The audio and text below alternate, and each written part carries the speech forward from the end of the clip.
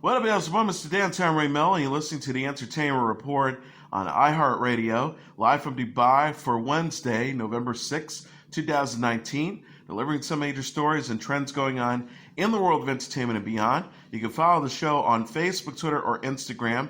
Facebook.com/The Entertainment Report with Ray Melo, that's RAYMELO, on Twitter at The Enter Report, or on Instagram at The Entertainment Report. You can listen to the show anytime you want on iHeartRadio. Just go to iHeart.com or your iHeart phone app, search for The Entertainment Report, and it'll take you to the page. Alexandra Shipp and Vanessa Hudgens have joined the cast of the Netflix film Tick, Tick, Boom. The streaming service announced Monday on Twitter that Shipp, Hudgens, and Robin DeJesus will star with Andrew Garfield in the upcoming adaptation. Lin-Manuel Miranda is directing Tick, Tick, Boom, based on the musical by Jonathan Larson, who died in 1996. The film will mark Miranda's directorial debut. The post reads, Alexandra Shipp, Robin DeJesus, and Vanessa Hudgens joins Andrew Garfield in the film adaptation of Tick, Tick, Boom, directed by Lin-Manuel. Miranda confirmed the news in a tweet on Monday. He wrote, "Oh, hi. Also, I've been cast, hashtag Tick, Tick, Boom, this whole time. These superstars are just the beginning. What a way to spend a day." Tick, Tick, Boom follows John, an aspiring composer living in New York City in 1990.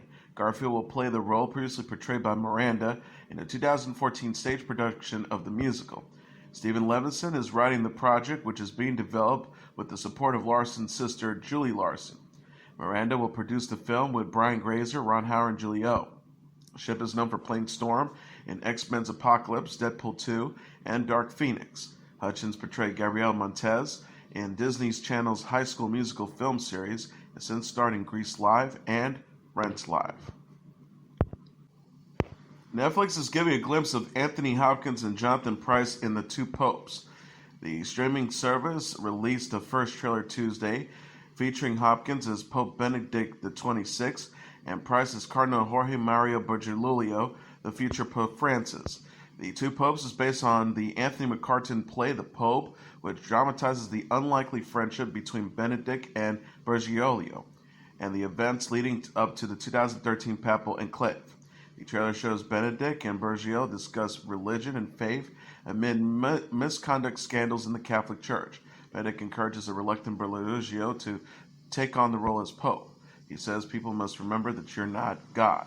The Two Popes is directed by Fernando Meirelles. The film opens in theaters November 27th before premiering December 20th on Netflix. Chris Evans said on The Tonight Show that he was the first one to tell Anthony Mackie that he was becoming the new Captain America, spoiling a pivotal scene in Avengers Endgame for the actor. Evans said he knew about the passing of the S.H.I.E.L.D. moment and thought Mackie did too when his co-star arrived to his house first for a party. Evans then spilled the beans and described Mackie's shock reaction. Evans says, "He was so happy, and you immediately feel like, man, maybe I robbed this moment. Maybe Kevin Feige deserved it," mentioning Marvel Studio head Kevin Feige. He continued, "But it was nice to share it with him. He was so happy and, so deserving. It was a nice way to kind of have, just between us, the transition of characters. It was great." Evans' brother, fellow actor Scott Evans, also appeared on The Tonight Show, where the siblings played a round of Know Your Bro.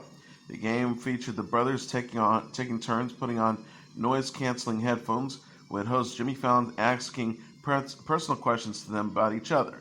The pair attempted to have their answers match. Chris Evans guessed correctly that his brother was a homicide detective if he wasn't an actor. Chris Evans also shared how Scott Evans pooped his pants multiple times as a kid. Jimmy Kimmel presented his 9th annual I Told My Kids I Ate All Their Halloween Candy prank, releasing a video compilation of parents telling their kids all of their candy is gone. The video released on Monday captures the roller coaster emotions of kids go through after their parents lied to them about eating all of their Halloween candy. Some of the children react to the news by throwing a fit, screaming, and crying, while others were more forgiving and tried to explain how eating all the candy was a bad idea. One little girl said to her mother, "I'm going to call the police."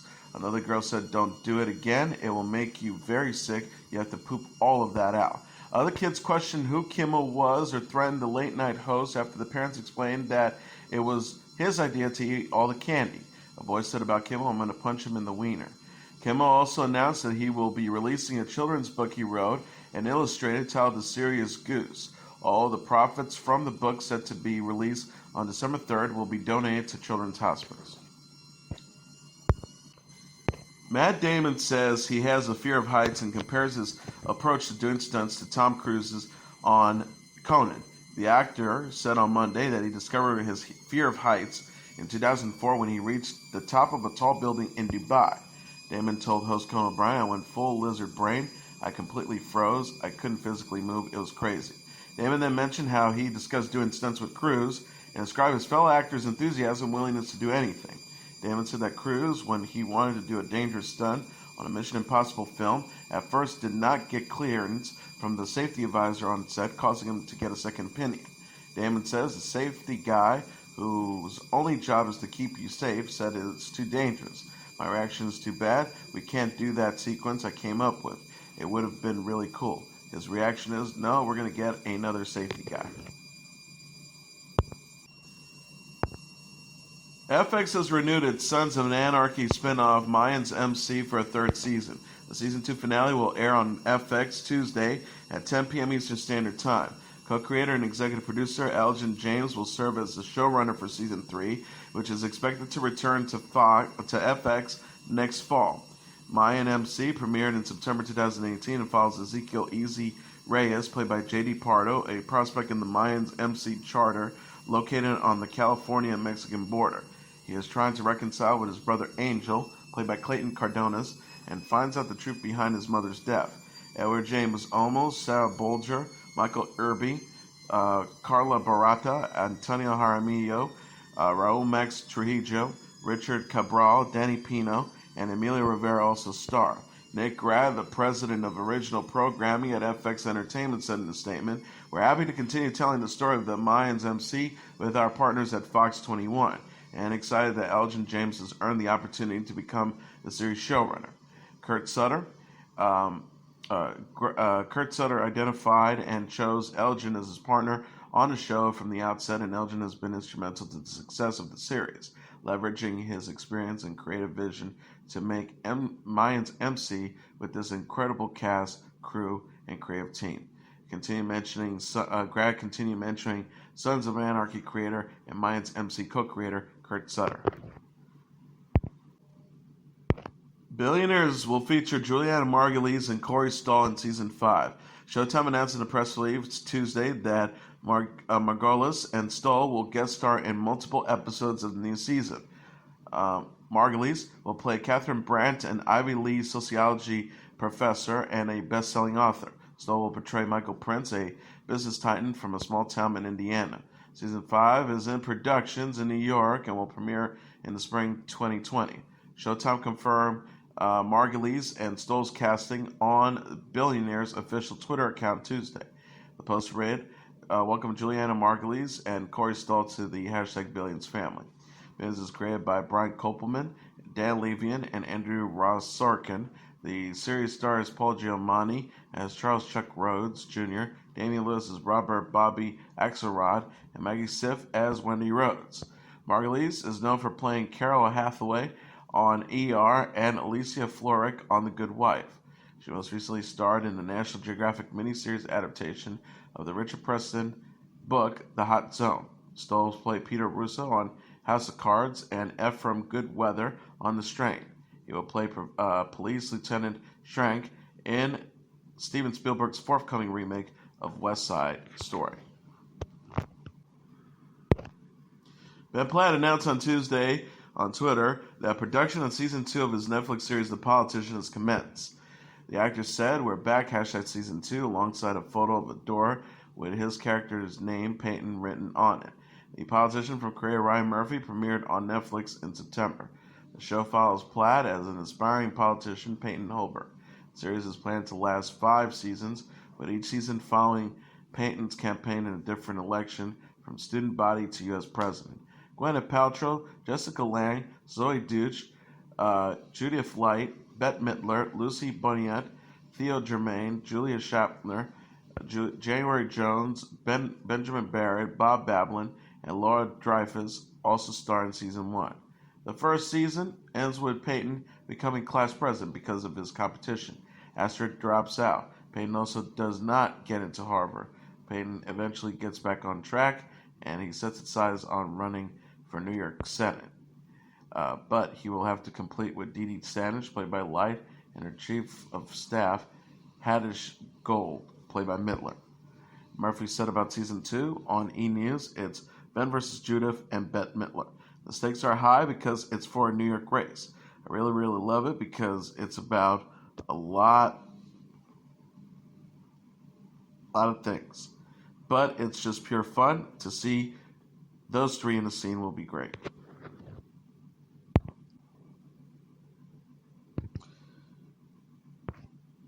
Netflix released a trailer to Dolly Parton's Heartstrings on Tuesday.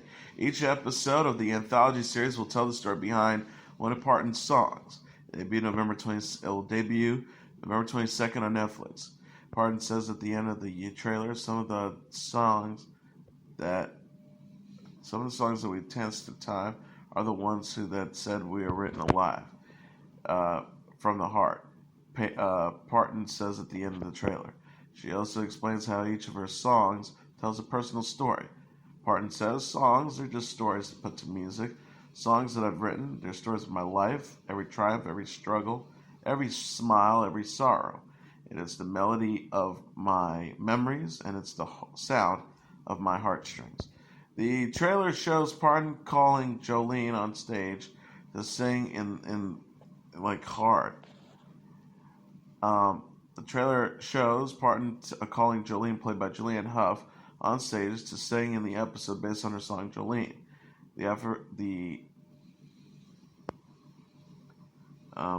episode puts Jolene and Bad.